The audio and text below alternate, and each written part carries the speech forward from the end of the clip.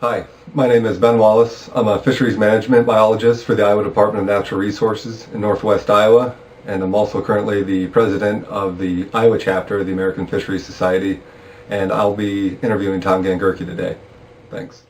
So, how did you become involved in the American Fisheries Society, and why did you decide to be part of the fisheries management section? I think I got involved with the AFS back when my advisor suggested it, and that would have been in the early, or not early, but in the late 60s.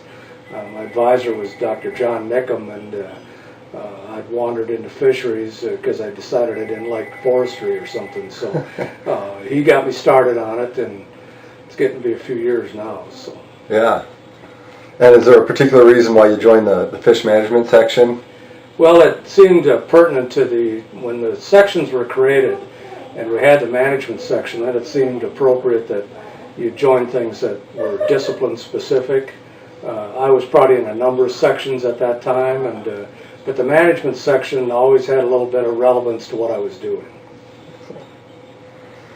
And so how did being involved with the American Fisheries Society help your career? You know, it was a significant help to my own career, and it's because, without wanting to sound too self-serving, I would say your career my career anyways, was more defined by the people I met along the way on the journey, more than any single accomplishment that I would point to. Accomplishments tend to be a team-oriented approach, but the people you meet along the journey is where your career, at least I think it is, defined, and I met a lot of really quality people along the way. So you mentioned your advisor before. Did you have a mentor or individuals who greatly influenced your career and kind of your path? There was many of them. I reflected on that here in the last couple of days, and you'd have to start, a lot of us would have to start with our graduate school advisor, and that was John Nickham. But there were so many people I met, many of which are in the Hall of Excellence, either came in before me or after me.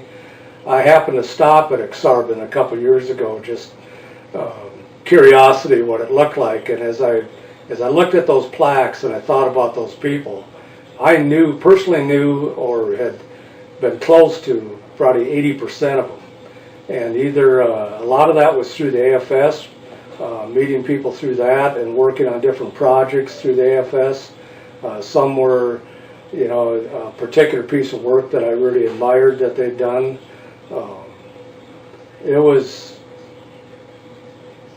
was worthwhile.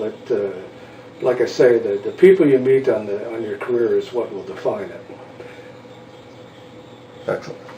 And you mentioned you didn't like forestry, so you decided to go into fisheries, or kind of joked about that. Did you ever consider any other careers besides fisheries, and why? I don't think I really did. If I had to go back and start over, I might think about veterinary school or something, just because it kind of appeals to me, and I like working with animals and whatnot. But I got on that track, and people of my generation, once we started down a track, we usually don't deviate much. So I stayed in fisheries, and I didn't regret it a bit. Excellent. Okay. So how do you think that the American Fisheries Society can help prepare our profession for the challenges ahead? I think the role of the society, one of the real benefits is, as I mentioned it before, is meeting people from all across the country. I would encourage people to get involved, because that's the only way you're going to make those contacts, and you're going to develop a perspective more than the narrow one that you get with whatever agency or institution you're working for. And I think that's a great benefit. The other thing that the society has done for quite some time, and I would encourage them to continue, is it's important for people to learn to play in the sandbox together. And that means different disciplines and different interests, and sometimes opposing points of view. But if you can't get together and learn to work together, you probably won't solve the problems or resolve the issue at the time. So you served a long career in fisheries management, and you were inducted into the Hall of Excellence. So what does being inducted into the Hall of Excellence mean to you? Well, for openers, it's a very humbling experience.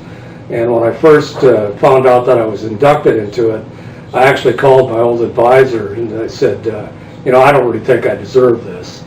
And his words of advice were, he said, don't argue with your peers, just take it and enjoy it, and that's what I've done. That's awesome. Excellent.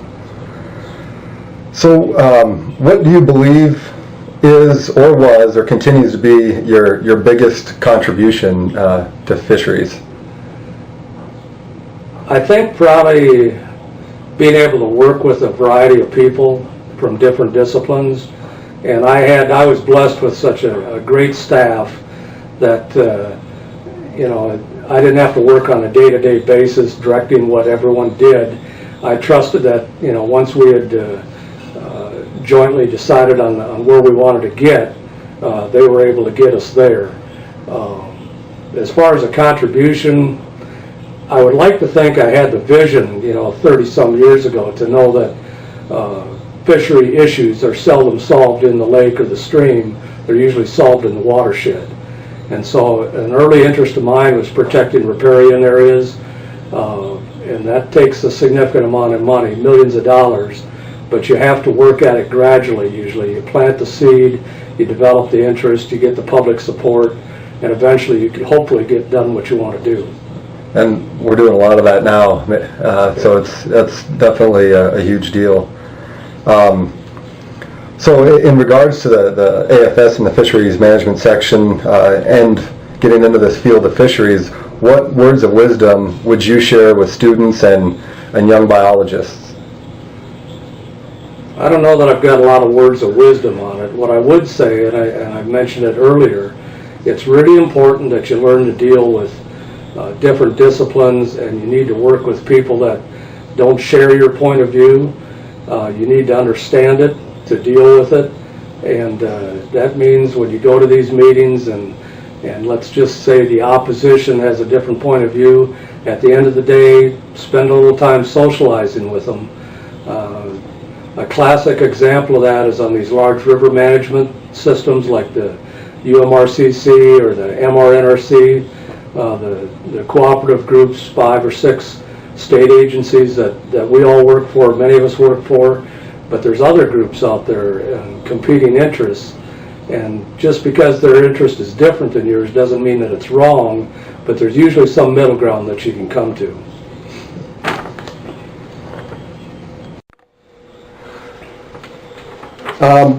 So we're talking about the Hall of Excellence, and so we'd like to know your thoughts about other inductees, really in terms of, are there any fellow inductees to the Hall of Excellence that influenced you the most, and how? Anyone in particular? Well, I've lost track of it, but I think there's around 40-some in it right now. And like I mentioned before, I knew personally most of those people. So it's hard I really hate to separate out which ones were more of a mentor to me than anyone else, but there were some classic inductees. Denny Shupp from Minnesota, just a biologist up there. Lee Redman, passed away years ago, down from Missouri. An old graduate student, a colleague of mine, Denny Unkenholtz. We got started together in graduate school many years ago.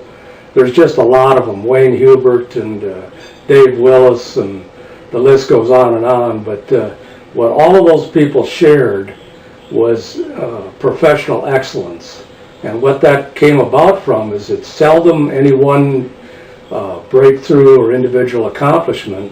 It's because they tended to do the ordinary things, and they did it better than anyone else.